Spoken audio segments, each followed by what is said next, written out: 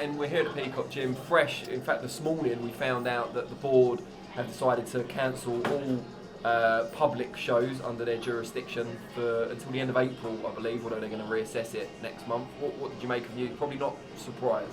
No, not surprised, but obviously disappointed because we've had boys getting ready for shows. But I mean, that's across the board, and obviously there's more important things out there that happen. People have lost loved ones, and obviously that's more upsetting. So, I mean, we'll get over it and we'll move on, won't we? Like always in boxing, it's just the next move on to the next thing. How does the training work with the lads now? Do you kind of keep them ticking over? Do they take a 1 or 2 week break so they don't overtrain?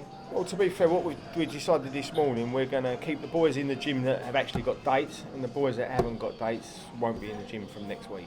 And that's dates, from the start of May onwards at the moment? Yeah, basically, yeah. It must be tough for the guys. I mean, you've seen them this morning, like you said, and you only found out when I think the ball came to do the check weight.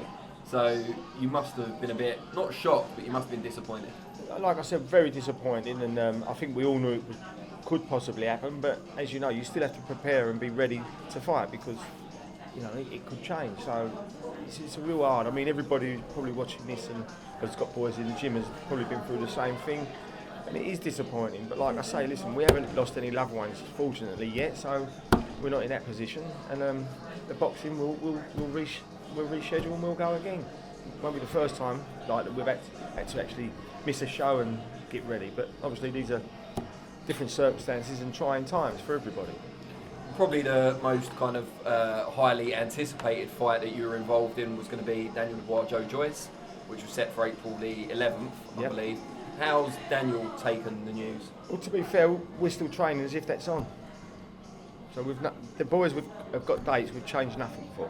The boys that we haven't got dates for, we've asked to stay out of the gym. So they are going to reassess in April, so it could still be on. How would you feel, and obviously that's a decision for Frank Warren whether this happens, but how would you feel if it ended up being behind closed doors? It'll be what it'll be, won't it?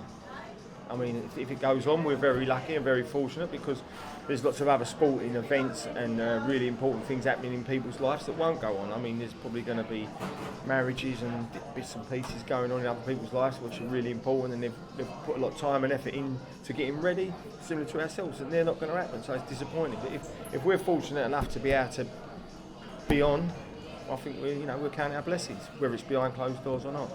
Have you had anyone here that's tested positive, or well, I suppose you're not being tested, but shown symptoms?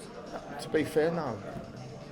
Fortunately, we haven't, but that's not to say I don't know what's around the corner. Well, there's some athletes, high profile, that have been on social media that haven't even shown any symptoms. Apparently, and are really healthy. Sometimes it's symptomless. So for boxers, I mean, you might never know. You'd never know. No. So listen, we'll just like everybody, we'll follow any guidelines that are set, and we'll try and be as professional as possible. And by saying that, as I said just now, we'll just keep the boys out that haven't got dates, so that we're not overflowing the gym, and we'll carry on regardless.